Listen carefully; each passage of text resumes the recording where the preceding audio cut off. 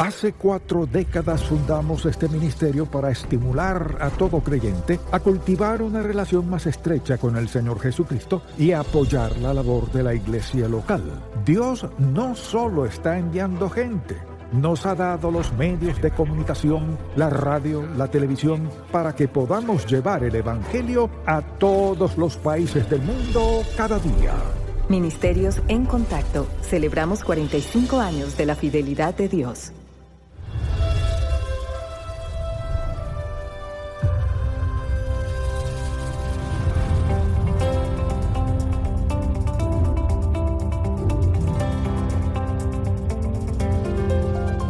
En Contacto con el Dr. Charles Stanley, celebra 45 años de la fidelidad de Dios y de llevar el mensaje del Evangelio alrededor del mundo. Hoy, en el programa En Contacto, de rodillas somos más altos y más fuertes. En la vida se nos presentan toda clase de problemas y a veces no sabemos cómo responder. Decimos, Señor, ¿dónde estás en medio de todo esto? ¿Por qué no haces nada? A veces pensamos, Señor, si en verdad me amaras, no permitirías que me pasara esto, o si en verdad me amaras, no indicarías qué hacer en este momento en mi vida. En ocasiones estamos confundidos, no sabemos qué hacer. Pero hay una cosa que siempre debemos hacer en cada ocasión, sin excepción. Y de eso quiero hablar en este mensaje. Porque hay un libro en la Biblia que habla de lo que debemos hacer lo propicio en cada ocasión. Así que le invito a buscar el libro de Nehemías. Quizás piense, ese es el profeta. ¿Cómo sabremos qué es lo propicio en cada ocasión? Lo verá en un momento. Permítame darle un poco del trasfondo. Nehemías era el copero del rey Artajerjes y ser el copero del rey implicaba tener un cargo de gran responsabilidad y eran muchas las exigencias. De hecho, debía ser de buen parecer, saber exactamente qué clase de vino deseaba el rey, debía conocer todo el protocolo pertinente. También era la persona que decía si se podía o no ver al rey. Entonces, aunque por un lado podían haber sido amigos del rey, pero el rey era el rey. Así que habiendo estado allí ya un tiempo, su hermano y otros vinieron a él de Jerusalén y dijeron, Nehemías, queremos contarte lo que ocurre en Jerusalén. Las puertas están quemadas y los muros derribados, hay caos. Somos objeto de burla en todos los aspectos. No hay nada que podamos decir que es bueno. Ahora, 140 años antes, los babilonios derribaron los muros y quemaron las puertas. Mataron a muchos y tomaron a muchos cautivos. 140 años después aún no se habían reconstruido los muros. Por eso eran presa de toda clase de enemigos que continuamente los hostigaban. Entonces, mientras le contaban eso, reaccionó así en el capítulo 1, versículo 4. Cuando oí las palabras, me senté y lloré, me hice duelo por algunos días, y ayuné y oré delante del Dios de los cielos. Y dije, te ruego, oh Jehová, Dios de los cielos, fuerte, grande y temible, que guarda el pacto y la misericordia a los que le aman y guardan sus mandamientos. Esté ahora atento tu oído y abiertos tus ojos para oír la oración de tu siervo, que hago ahora delante de ti día y noche por los hijos de Israel, tus siervos. Confieso los pecados de los hijos de Israel que hemos cometido contra ti. Sí, yo y la casa de mi padre hemos pecado. En extremo nos hemos corrompido contra ti y no hemos guardado los mandamientos, estatutos y preceptos que diste a Moisés tu siervo. Acuérdate ahora de la palabra que diste a Moisés tu siervo, diciendo, si vosotros pecareis, yo os dispersaré por los pueblos. Pero si os volviereis a mí y guardareis mis mandamientos y los pusiereis por obra, aunque vuestra dispersión fuere hasta el extremo de los cielos, de allí os recogeré y os traeré al lugar que escogí para hacer habitar allí mi nombre. Ellos pues son tus siervos y tu pueblo, los cuales redimiste con gran poder con tu mano poderosa. Te ruego, Jehová, esté ahora atento tu oído a la oración de tu siervo, y a la oración de tus siervos quienes desean reverenciar tu nombre. Concede ahora buen éxito a tu siervo, y dale gracia delante de aquel hombre, porque yo servía de copero al rey. Quizás se pregunte qué tiene eso que ver con saber exactamente qué hacer en cada ocasión. Tiene mucho que ver porque descubriremos algo en este libro. En todo el libro de Nehemías, cada vez que él se encontraba en una situación o circunstancia con problemas o amenazas, siempre que buscaba dirección sin falta, era un hombre que vivía de rodillas. O sea, aprendió el gran poder de la oración. Aprendió las grandes maravillas que Dios estaba dispuesto a hacer en, por y mediante él como resultado de eso. Al considerar todo esto, pienso en el principio que es muy evidente aquí, y es que de rodillas somos más altos y más fuertes. Con esto quiero decir que nuestro impacto es mayor y experimentamos más poder, fuerza y vigor para enfrentar lo que sea en la vida con éxito. Porque la oración es la herramienta selecta que Dios nos da para alcanzarlo, hablarle, rogarle y también recibir de Él. Pienso que una de las bendiciones más grandes que Dios nos ha dado no la valoramos, o digámoslo, no la usamos apropiadamente. Pero de algún modo, al observar la vida de Nehemías, él sabía cómo hablar con Dios, sabía dirigirse a Él, sabía lo que ello requería. En este libro vemos que ocurrieron milagros asombrosos. Dice la Biblia que un día estaba afligido y se presentó ante el rey, quien le preguntó: ¿por qué estás triste? ¿No estás enfermo? Luego relata que cuando el rey le hizo esa pregunta, Nehemías oró a Dios. Oró antes de responderle al rey. Al escuchar cuán terrible era la situación, oró. Al estar frente al rey con la gran oportunidad de responsabilidad de responder a la pregunta, ¿por qué estás triste si no estás enfermo? También oró y le contó al rey cuál era la situación. No solamente se lo dijo, sino que luego el rey le ofreció: ¿en qué puedo ayudarte? A lo que él respondió: necesito madera y tantos materiales de construcción. Además, necesitamos protección para ir hasta Jerusalén sin ser atacados. Entonces el rey le concedió todo lo que Nehemías pidió. Fue algo realmente milagroso porque Nehemías era solo un copero. Pero cuando él oró en respuesta a lo que sus hermanos le habían contado, también oró frente al rey, y veamos lo siguiente. Al partir y luego llegar a Jerusalén, oró mientras buscaba la visión y dirección de Dios para saber que llevar a cabo esa gran tarea. Desde un principio, Nehemías comenzó a hablar con la gente. Sin embargo, él entró en una situación en la que quizás no conocía a nadie en ese momento en particular.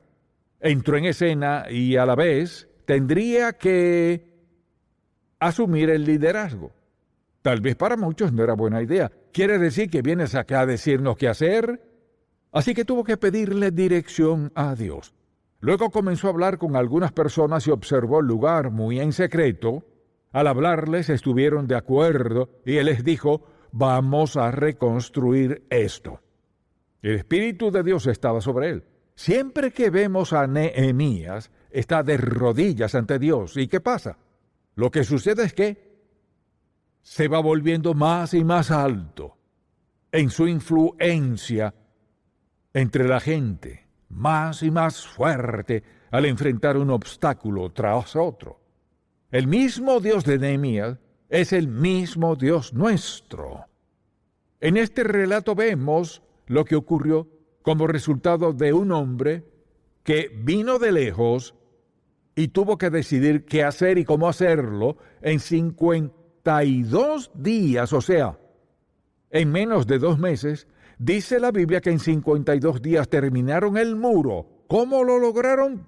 Primero que todo, Nehemías no estudió ingeniería, ni construcción, ni nada de eso. ¿Sabe qué? Él era el copero del rey. Ahora, les explicaba cómo reedificar el muro y reconstruir las puertas. Además, al mismo tiempo tenía que actuar como un general, porque necesitaba un ejército pequeño que le protegiera, pues no dejaban de perseguirle.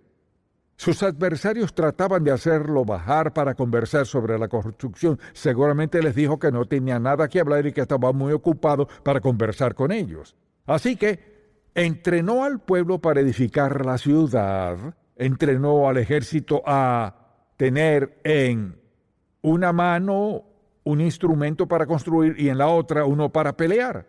Realmente lo que sucedió en esos 52 días y en los días siguientes fue que pasaron de un caos total, del desorden, a la organización, prestos para pelear y defenderse, reconstruir los muros y las puertas. No solo arreglar su situación económica, sino sus relaciones unos con otros, comenzar a diezmar y adorar. Otra vez tuvieron un avivamiento. Esos 52 días y los meses siguientes. Ahora, ¿cómo pasó todo eso? Un hombre que decidió vivir de rodillas, llegó a ser más alto espiritualmente y más fuerte, no solo en su habilidad y destreza para unir a las personas, desafiarlas, corregirlas en las cosas incorrectas que debían confrontarse. Él sabía que no estaban bien. Los desafió en cada punto. Pudieron haber dicho no, pudieron haber refutado, ¿quieres que reconstruyamos todo esto? Tratamos de años y no pudimos. Nehemías tenía algo especial. Escuche bien.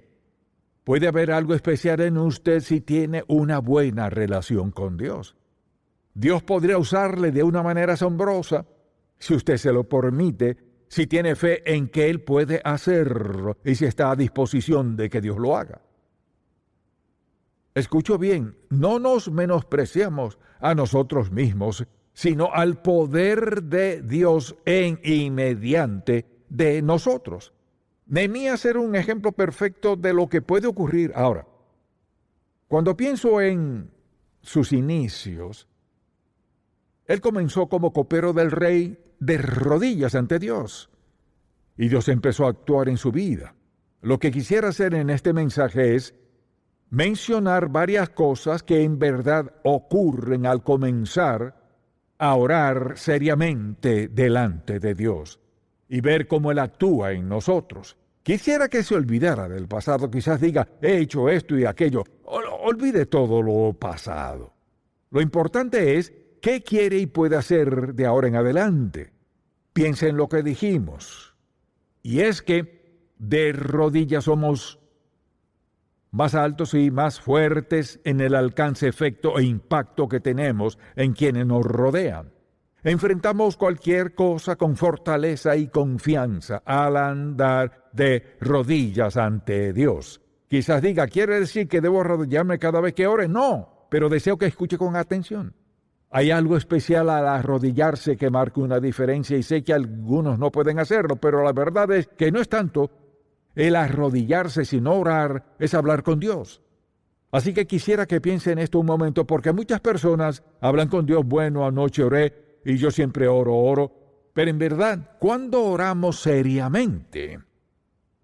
¿Confiamos en que Dios hará algo o solo esperamos que así sea? Hay una gran diferencia en expectativa, confiar y esperar.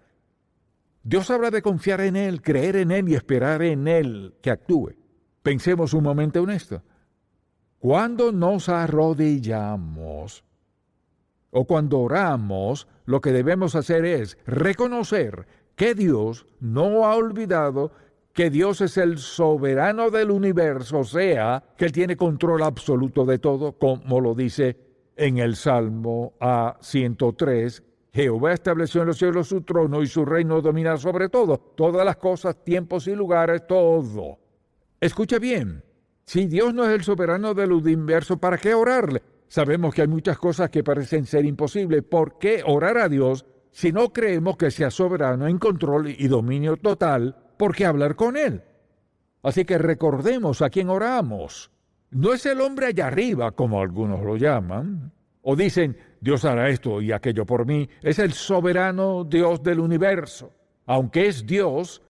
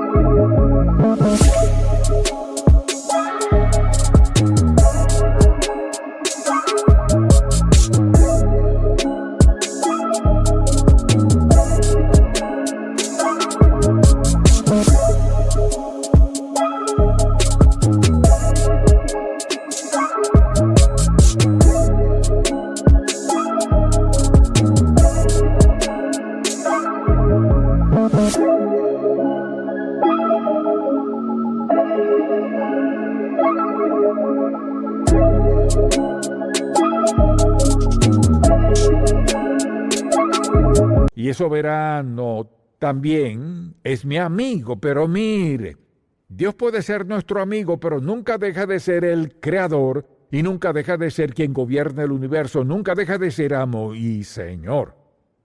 A veces vamos a Dios en oración como si fuera mi camarada. Dios no es nuestro camarada, Él es el soberano, Dios del universo, el creador. Si notamos cómo Nehemías se dirigía a Dios, es interesante ver que cuando oraba, usaba las mismas palabras que, por ejemplo, usó Moisés en Deuteronomio al orar, la misma palabra que usó Daniel en el capítulo 9. Note lo que dijo. Al orar, te ruego Jehová, Dios de los cielos, amo, quien gobierna y reina, fuerte, grande y temible.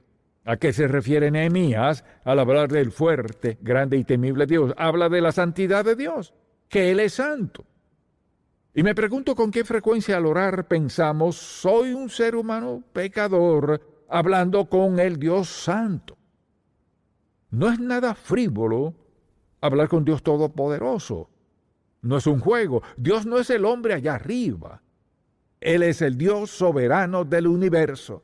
Así que se presenta ante el Dios santo. ¿Y qué pasa? Lo siguiente que vemos es que comienza a confesarle a Dios su pecado. No solo los pecados de la nación de Israel, la oración de Daniel es similar. Habla de los pecados de la nación de Israel, pero notemos que Nehemías dijo, mi padre, hemos pecado contra ti, nos hemos corrompido a causa de nuestro pecado. Lo que deseo que veamos aquí es simplemente esto. Después de reconocer la soberanía de Dios y la santidad de Dios, Nehemías trata todo este asunto del pecado. Mucha atención. Si me escucha, diga amén. La pureza de corazón y el poder de Dios van unidos, entrelazados. Si queremos el poder de Dios en nosotros, nuestra vida debe ser pura. No significa que nunca cometeremos errores ni pecaremos. Escuche, quiere decir que somos sensibles al pecado, lo que impide el poder de Dios en nuestra vida, y lo confrontamos de inmediato. Si Dios nos quebranta por algo y nos arrepentimos enseguida, no nos aferramos a ese pecado. Estamos dispuestos a corregirlo, lo confrontamos y sucede simplemente esto. Cuando oramos seriamente con Dios, reconoceremos nuestra incompetencia. ¿Qué cree que debió haber pensado Nehemías cuando Dios dijo, Nehemías, te envío a ti? Espera un momento. Te envío a ti. Quizás lo primero que pensó fue, en primer lugar, ¿quién soy yo? ¿Cuántas veces nos hemos preguntado lo mismo? ¿Quién soy yo? Moisés lo preguntó, todos los siervos de Dios lo han dicho, ¿quién soy yo? Y Dios tuvo su trato con él. Quizás piense, ¿quién soy yo? ¿Es pecado sentirse incapaz? No. No es pecado sentirse así. Sentir incompetencia es parte ¿de qué? De reconocer el gran poder de Dios, su santidad, que somos humanos, que somos pecadores, por tanto incapaces para hacer ciertas cosas que Dios requiere. Sin embargo, Dios nos conoce perfectamente. No podemos acobardarnos y decirle a Dios por qué no podemos hacer algo. Escuche bien. Si Dios nos llama a hacer algo y decimos no puedo hacerlo, ¿qué decimos con eso? ¿Que Dios cometió un error? Insinuamos que Dios no conoce toda la situación, que Dios no nos conoce como nos conocemos nosotros mismos, pero ¿no cree que eso es absolutamente absurdo? Dios nunca nos llamaría a hacer algo sin capacitarnos. Por eso envió al Espíritu Santo. El Señor Jesús le dijo a sus discípulos que se quedasen en Jerusalén y esperasen hasta ser revestidos con poder de lo alto. Es decir, todo creyente desde el día de Pentecostés hasta el día de hoy, todo aquel que ha aceptado a Jesucristo como su Salvador, ha sido revestido, hecho morada, fortalecido y equipado por la presencia del Espíritu Santo. Así que no hay tal cosa como un creyente que no pueda hacer lo que Dios le pida si está dispuesto a obedecerle. Así que sentirse incompetente era parte de lo que Nehemías tenía que pasar. Pero escuche, me encanta esto. Porque Dios permite que seamos incompetentes para atraernos a Él. Mientras más sintamos nuestra incompetencia, que más oraremos. Hay una bendición en sentirnos incompetentes. Podemos ir a Dios y decir, Señor, tú sabes que no puedo hacerlo sin ti. Te necesito. Debo tener acceso a tu gran poder en mi vida para lograr hacer esto. ¿Por qué fue tan alto y tan fuerte Nehemías? ¿Por qué lo seguían? ¿Por qué sucedieron milagros? ¿Por qué fue un hombre que fue copero, esclavo, por así decirlo, aunque con un buen cargo, pero ahora le enviaban a hacer algo que no pensaría que podía hacer? Pero fíjese, quizás alguien diga, me siento incompetente. Si creo que esto es lo que Dios quiere que haga, entonces le pregunto esto, ¿piensa que Dios le llamaría a hacer algo y luego separarlo de eso? Si deseamos que Dios conteste nuestras oraciones, esto pasa. No solo debemos reconocer nuestra incompetencia y limpiar nuestro corazón, sino también debemos estar dispuestos a que Dios nos use. Si dice, oh, no, ¿por qué no? No podemos decir que Dios no nos ayudará. No sé cuántas oraciones conteste Dios si no estoy dispuesto a ser parte de la ejecución de la respuesta. Cuando nos arrodillamos, recordemos también que al orar de rodillas tenemos el privilegio de experimentar, escuche bien, de experimentar el poder divino, poder del Espíritu Santo, el poder que nos faculta. Él no nos da poder a la ligera. Lo que necesitamos, Dios hará que sobreabunde en nuestra vida para facultarnos, para hacerlo. No existe un don nadie, no existe una persona inútil. Sea quien sea usted, le digo, Dios tiene un lugar para usted. Si clama a Él, Dios oirá y contestará su oración. Porque Dios no quiere que perdamos el tiempo y la influencia que podemos tener en otros.